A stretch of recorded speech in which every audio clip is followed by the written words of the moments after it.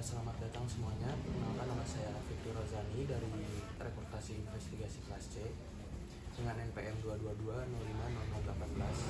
Dalam kesempatan kali ini saya akan mewawancarai sosok yang begitu menginspirasi. Beliau merupakan founder sekaligus ketua dari Bandung Cancer Society atau biasa disebut BCS. Saya sudah berada di Rumah Singgah Kasih, yang mana ini merupakan gagasan beliau juga dari Bandung Cancer Society. Bandung Cancer Society ini merupakan sebuah komunitas yang memberi dukungan emosional ataupun memberi bantuan juga ya Bu ya, bagi secara moral bagi para penyintas ataupun pasien kanker. Tidak hanya itu, Rumah Singgah Kasih ini juga dapat memberikan ini ya Bu, tempat menjadikan tempat istirahat bagi menjadi rumah kedua buat pasien-pasien di luar kota yang berobat di Bandung. Langsung saja ke pertanyaan nomor pertama. Apa yang mendorong Ibu untuk mendirikan Bandung Cancer Society? Oke. Bandung Cancer Society atau BCS didirikan 2 Desember 2007. Jadi udah 18 tahun yang lalu. Saya mendirikan ini karena ketika saya kemoterapi, saya seorang penyintas kanker payudara 18 tahun yang lalu. Ketika saya kemoterapi, seperti biasa kemoterapi itu kan rasanya nano-nano ya. Mulai berat tuh sejak saya kemo ketiga. Dan di saat kemo ketiga itu saya buat janji ke Tuhan. Tuhan beri saya kekuatan, kalau saya kuat menjalani kemo sampai 6 kali, saya akan mendirikan grup kanker. Kenapa? Karena di saat saya mulai kemo, di saat saya terdiagnosa kanker, mencari orang yang pernah kemo yang kena kanker payudara seperti saya itu sulit. Beda seperti sekarang ya, di mana media sosial itu udah terbuka, orang lebih berani terbuka. Di zaman saya itu susah sekali cari orang yang punya pengalaman seperti itu. Itulah sebabnya akhirnya saya berjanji ke Tuhan. Tuhan, kalau saya bisa melewati kemo ini 6 kali, saya akan mendirikan grup kanker. Karena saya merasa susahnya mencari teman untuk sharing. Saya pikir dengan mendirikan grup kanker, orang akan lebih mudah mendengar pengalaman orang lain. Dan itu akan menambah semangat buat mereka maju. Jadi latar belakang Ibu mendirikan Bandung Cancer Society ini berdasarkan keresahan Ibu juga mungkin ya, tidak ada teman. Tidak ada teman, pengalaman pribadi. Jadi pengalaman saya, kan kalau orang misalnya mau nanya jalan, pasti orang yang udah tahu dong. Betul. Nah jadi kalaupun saya mengalami kemo, saya akan mencari orang yang pernah kemo juga, pengalaman mereka seperti apa itu. Yang kedua, jadi bagaimana perjalanan awal Bandung Cancer Society ini hingga berkembang seperti sekarang? Oke. Dari awal itu kita sebenarnya berdiri itu, pendiri itu hanya 3 orang. Kita hanya 3 orang, itu tuh saya dapat cuma dari mulut ke mulut aja. Karena dulu nggak ada media sosial seperti sekarang yang terbuka begitu. Akhirnya saya dapat 2 orang itu. Akhirnya saya sering sharing bersama mereka. Akhirnya kita berjanji, ayo kita dirikan grup kanker. Tapi itu pun juga saya selesai kemo itu bulan 6, bulan 7. Kita biasanya orang kalau lagi susah tuh berjanji ke Tuhan.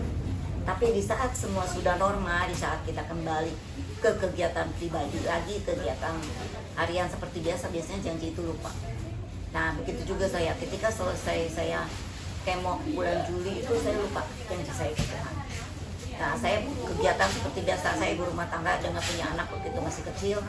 Saya pun juga bekerja, jadi saya kerja, saya mengurus anak. Akhirnya Tuhan, karena saya janji ke Tuhan, Tuhan memperingati saya.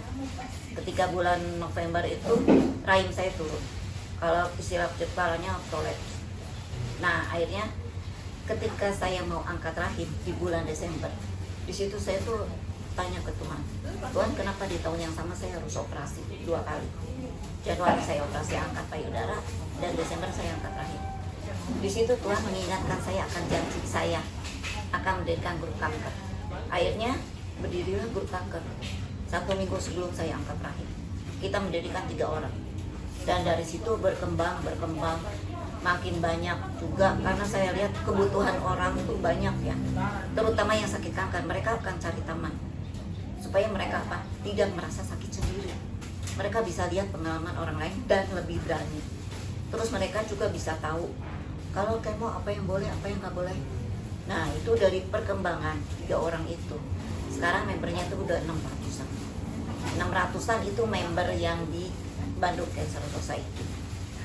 Kita BCS itu bukan hanya di Bandung, tapi Bandung dan sekitar Jawa Barat lah, ada Sukabumi, Cianjur, seperti itu. Nah, dengan berjalannya waktu 10 tahun yang lalu, kita kan sering mengadakan aksi sosial ke Rumah Sakit Hasan Sadikin. Kita ngelihat orang-orang yang nunggu tuh tidur di pelataran, ada yang tidur juga di tempat parkir. Akhirnya kita bilang, ayo kita mendirikan rumah singgah. Dan berdirilah Rumah Singgah Kasih 10 tahun yang lalu, yaitu ini. Kita jadi buat pasien-pasien di luar kota yang mau berobat ke Bandung. Mereka mungkin ke Bandung aja belum pernah, nggak punya saudara, nggak punya keluarga. Dan dari kita ambil yang BPJS kelas 3. Karena dari sisi ekonomi pun juga mereka kadang ada yang datang ke Bandung itu nggak punya uang, tapi jadi mereka kadang pinjem. Gimana mau mereka biaya hidup di Bandung? Akhirnya kita mendirikan ini. Kita memang masih sewa, tapi banyak yang terbantu di sini karena mereka hanya bayar 10.000 untuk 2 orang. Terserah mereka mau tinggal di sini berapa lama sesuai dengan pengobatan. Itu perkembangannya biasanya sampai sekarang. Kita setiap bulan tuh pasti ada pertemuan. Ada mengenai seminar mengenai penyakit, tapi ada juga senang-senangnya. Jadi kita selain membicarakan mengenai penyakit, nambah pengetahuan, terutama yang berhubungan dengan kanker, kita mengundang dokter-dokter ahli kanker. Jadi dia mengadakan seminar supaya kita lebih nambah pengetahuan mengenai kanker, supaya kita juga nggak buta gimana kalau mungkin kemungkinan ada metas gitu. Terus tapi kita juga ada mainan, ada nonton bersama, ada rekreasi bersama. Itu perkembangannya BCS sampai saat ini. Tantangan apa yang paling besar saat membangun dan juga menjalankan komunitas Bandung Cancer Society? Oke. Komunitas BCS itu kan komunitas orang sakit ya. Kita pengurusnya juga semua adalah penyintas kanker, pernah kanker. Dan dengan berjalannya waktu, kita tahu kanker itu ada di stadium 1, 2, 3, yang terakhir ke 4. Banyak juga yang tadinya stadiumnya 2 berubah ke stadium 4. Buat kita tuh kadang-kadang ada yang down. Jadi kadang-kadang kita mikir, apakah nanti kita akan seperti itu? Gitu. Terus ditambah kalau ada yang meninggal. Itu yang kadang-kadang buat kita emosinya tuh kita harus benar-benar jaga. Jadi mengatur emosi. Makanya di BCS tuh bukan hanya pengetahuan mengenai penyakit, tapi kita kadang-kadang juga manggil psikolog buat gimana emosi kita. Terus kita juga kumpul-kumpul buat sharing kayak gitu. Itu salah satunya untuk menahan supaya kita jangan takut gitu, supaya kita tetap maju. Dan lagi di sini kita bisa saling memberi pengalaman, terus kita memberi semangat. Selain kita mungkin kita udah dibilang remisi, tapi remisi bukan berarti kita bebas. Orang yang kanker itu nggak bisa dibilangnya sembuh dalam tanda kutip. Berarti saya kankernya tuh tidur. Jadi kita harus jaga emosi kita juga, sebagai pengurus pun juga kita seperti itu. Dan lagi kita murni sosial. Jadi pengurus juga nggak dibayar. Itulah yang kadang-kadang kendala kita cari orang yang betul-betul mau aktif di sini tuh bukan satu hal yang mudah. Kalau orang yang tidak terpanggil untuk berjiwa sosial itu susah. Kita lintas agama, jadi agama apapun juga buat kita sama. Itu sih kendala kita. Ditambah kita komunitas bukan yayasan. Jadi kita nggak dapat bantuan ekonomi dari kita, bantuan donasi itu dari mulut ke mulut. Itu kendala yang sementara ini kita kerjakan. Seperti rumah singgah ini kan kita masih nyewa itu. Ibu bisa diceritakan tentang pengalaman pribadi Ibu dalam menghadapi kanker ini dan bagaimana hal itu bisa memotivasi Ibu untuk membantu orang lain. Oke. Kalau pengalaman tadi saya udah ceritakan pengalaman saya seperti itu. Tapi walaupun saya udah 18 tahun, saya tetap sampai sekarang itu masih kontrol. Setahun sekali itu saya masih kontrol. Itu ya bagaimana saya memotivasi orang lain. Setidaknya orang lain melihat bahwa saya bisa mencapai usia menghadapi kanker itu 18 tahun. Saya harap teman-teman yang lain pun juga bisa seperti itu gitu. Walaupun saya pun juga nggak tahu apakah saya bisa remisi sampai berapa tahun, tapi saya mengajak teman-teman tetap semangat dan tetap kontrol. Jangan merasa dirinya udah sehat, kontrolnya mundur, atau merasa diri udah sehat, makan obatnya berhenti. Itu yang kita selalu jaga semangat mereka. Makanya setiap bulan kita pasti ada pertemuan seperti seperti sekarang menjelang Lebaran, ya kita nanti ada halal bihalal. Kemarin ada sebelum Lebaran waktu puasa kita ada buka puasa bersama. Itu selain kita kumpul situ, kita juga jadi menambah semangat mereka. Mereka merasa ada, oh iya ada temasan nasib. Jadi kalau misalnya mau lihat penyintas kanker itu seperti apa, kalau lihat di IG-nya BCS bisa lihat. Kalau ada kegiatannya BCS itu, kita nggak bisa bedain mana yang sakit mana yang enggak. Karena kita membangkitkan semangat mereka gitu. Orang kanker itu bukan berarti nggak bisa apa-apa. Kanker bukan akhir segalanya. Jadi tetaplah bisa beraktivitas, tetap biasa kembali. Itu yang saya memotivasi orang. Baik, apa peran dan dukungan keluarga dan komunitas dalam proses penyembuhan seorang pasien? Oke. Dari pengalaman saya pribadi, dukungan keluarga itu betul-betul sangat besar. Karena terutama dari segi pasangan dan anak ya, keluarga ini gitu. Karena kemungkinan di saat kita diagnosa, kita menjalani terapi, menjalani operasi, menjalani kemo, itu pasti kita meninggalkan kegiatan di rumah. Itu. Nah, dukungan keluarga itu diperlukan di situ. Karena selain itu, kita yang sakit juga butuh semangat, butuh perhatian. Walaupun kita tidak ingkari, orang yang caregiver yang mengurus kita juga, mereka juga butuh semangat itu. Tapi setidaknya kita dengan melihat semangat mereka, itu semangat kita akan timbul bahwa kita masih ada yang mencintai, masih ada yang mengharapkan kita untuk sembuh itu.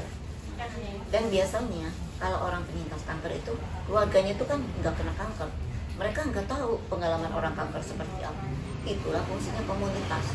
Di situ mereka bisa kumpul dengan penyintas kanker yang lain, bisa berbagi pengalaman, tidak merasa sakit sendiri, bisa lihat orang lain juga sudah kembali ke aktivitas normal, berarti semua juga bisa kembali ke aktivitas normal.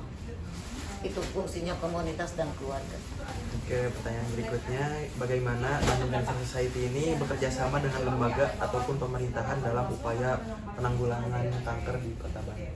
Oke, sementara ini kan dari tahun kemarin dicadangkan oleh Menteri Kesehatan itu bahwa kita tuh berusaha untuk mencegah, bukan banyak mengobati, oke, tapi sekarang dicegah supaya kankernya itu kalaupun ketahuan dalam stadium dini itu adalah dari pemerintah. Dan BCS berusaha untuk mengikuti apa yang dianjurkan oleh Menteri Kesehatan. Saat ini di BCS kita udah ada tim untuk edukasi. Tim edukasi kita dari beberapa orang ini kita diajarkan oleh dokter juga, dokter senior penasehat BCS yang mengajarkan kita bagaimana caranya untuk memberi penyuluhan kepada awam supaya mereka lebih care lagi dengan fisik mereka, sehingga dengan mereka care, kalaupun ada sesuatu misalnya payudara, kalau ada benjolan, mereka bisa langsung ke dokter. Nah, itu BCS bekerja samanya di situ. Terus kita selain itu juga sesudah penyuluhan kita nggak akan membiarkan mereka sendiri. Tapi kalau mereka ada apa-apa, mereka bisa kontak kita. BCS pernah juga ke mahasiswa kedokteran, mahasiswa di Solo, dan ke anak SMA. Karena mereka usia segitu, mereka harus mulai aware ya. Dan di situ kita ngajarin. Jadi kita kerjasama dengan universitasnya, kerjasama dengan sekolahnya. Kita mengadakan seminar untuk edukasi untuk mereka, di mana mereka takut berbicara dengan orang tua atau dengan teman. Kita siap. Jadi mereka bisa bicara dengan kita. Itu kita kadang juga bekerja sama dengan dinas kesehatan. Kita juga ada kerjasama dengan Bio Farma.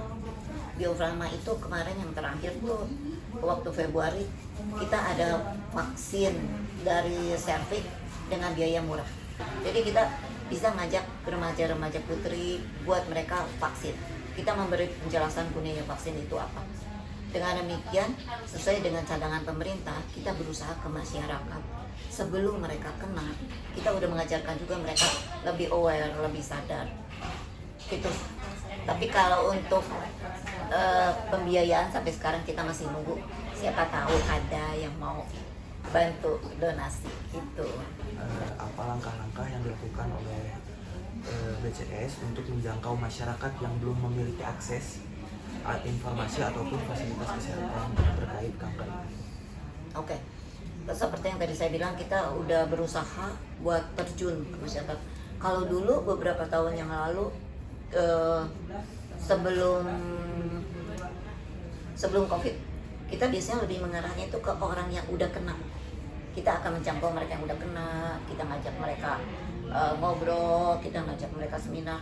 Tapi sekarang karena cadangan pemerintah itu, supaya enggak makin banyak yang kena dan supaya yang kena itu tidak dalam stadium lanjut, ya kita terjun ke masyarakat bawah.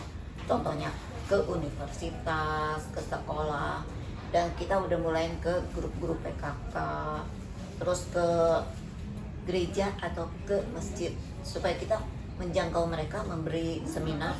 Kita memberi seminar secara gratis, dan kita supaya mereka peningkatan aware-nya lebih tinggi ya, supaya aware-nya lebih tinggi. Dan kalau mereka ada apa-apa bisa tanya kita akan bisa kasih jalan mereka harus kemana. Itu yang sekarang BCS kerjakan. Apakah ada harapan dan juga rencana ibu ke depan untuk perkembangan Bandung? Oke. Perkembangan dan harapan sih masih banyak ya, sebenarnya masih banyak tugas yang harus dikerjakan oleh BCS.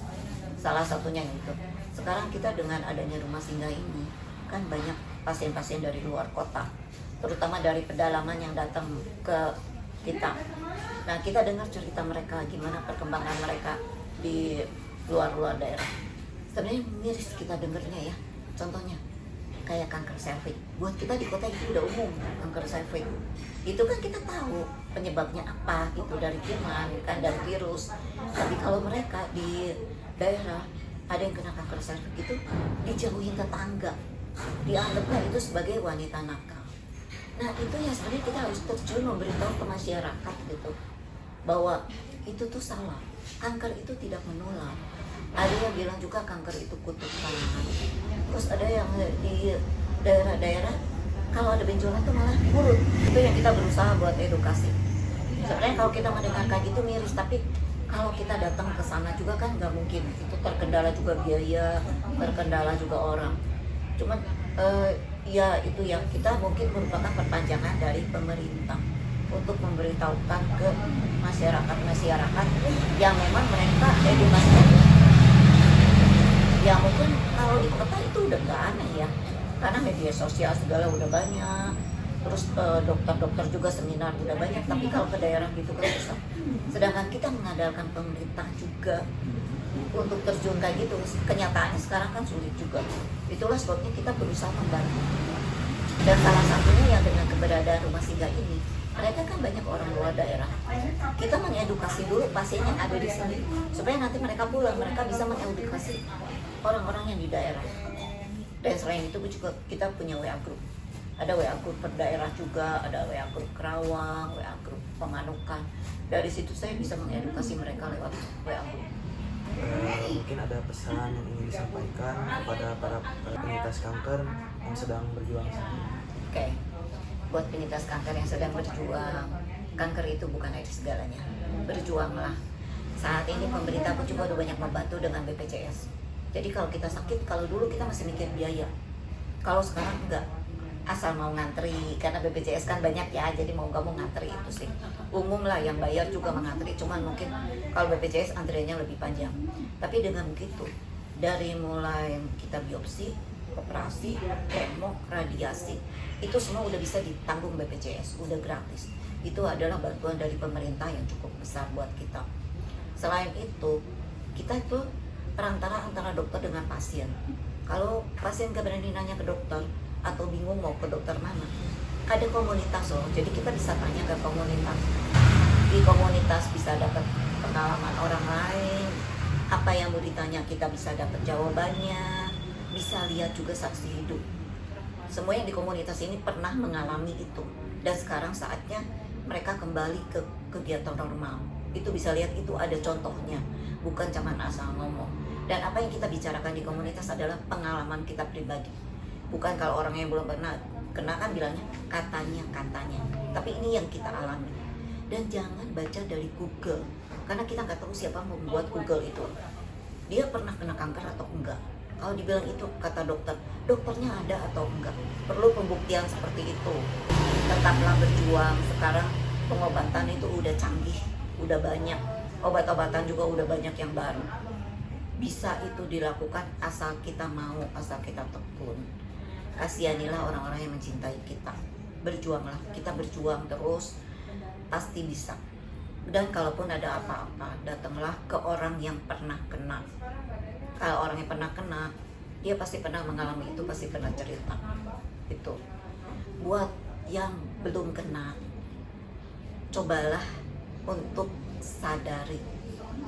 Kalau payudara itu untuk sadari, terutama kaum putri. Sadari itu seperti apa, itu ada di Google, bisa dilihat. Pakai itu sebulan sekali. Itu untuk mencegah, bukan untuk mencegah maksudnya, untuk mengetahui. Jadi kalau kita ada apa-apa, bisa langsung ke dokter. Kalau kanker diketahui stadium dini, pengobatannya lebih gampang, lebih cepat, dan lebih murah.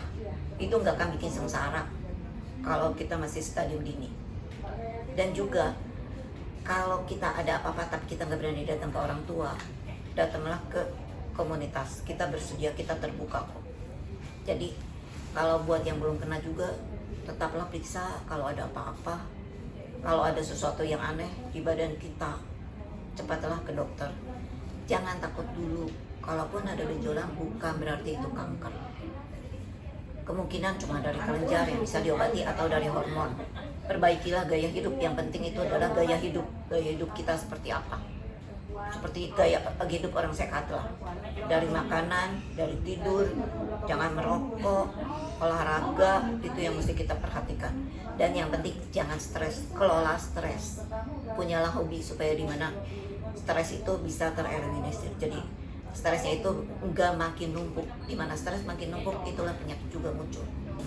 Oke teman-teman, itu dia kita sudah mendengarkan bersama-sama, dimulai dari pengalaman pribadi sampai perkembangan dari Bandung Cancer Society hingga rumah singgah kasih ini Bu ya. Oke, terima kasih banyak Ibu atas waktu dan kesempatannya dapat melaksanakan live ini. Sama-sama, makasih.